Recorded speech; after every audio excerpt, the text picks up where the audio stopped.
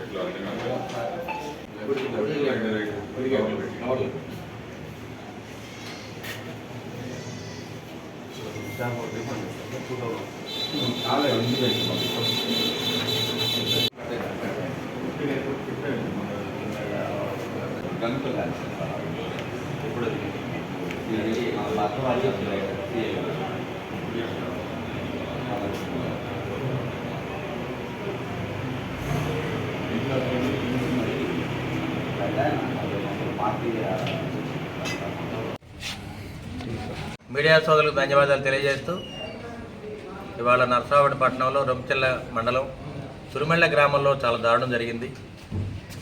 YCP కార్యకర్తలు Telugu Desam party సానుభూతి పరుడు మీద గోళ్ళపూడి శ్రీనివాసరావు మీద మరి కర్రలతోటి రాడ్తో దాడి చేసి మరి 2 కాళ్ళు విరగొట్టడం జరిగింది.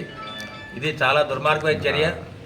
దీనికి పూర్తి బాధ్యత గోపిరెడ్డి శ్రీనివాసరెడ్డి బాధ్యత వహించాలి. అదేవిధంగా ఎస్పీ గారు కూడా బాధ్యత వహించాలి.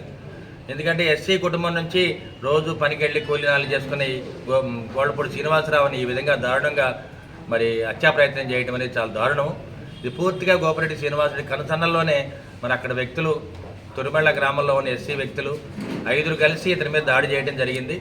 ఒకటి గోళ్ళపూడి రామారావు గారు, అదేవిధంగా గోళ్ళపూడి కొండయ్య, తిరుమల చెంచారావు, తిరుమల కోటేశ్వరరావు, అదేవిధంగా గుర్తులేని వ్యక్తి 5 అతను ఈ దాడిలో పాల్గొన్నారు.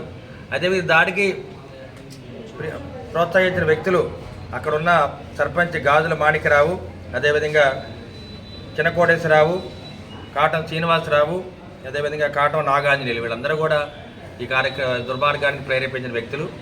మరి ఎస్పీ గారిని ఒకటే కోరుతున్నాము, న్యాయ విచారణ జరిపించండి, వెంటనే వీళ్ళని అరెస్ట్ చేయమని మీడియా ముఖంగా తెలియజేస్తున్నాము.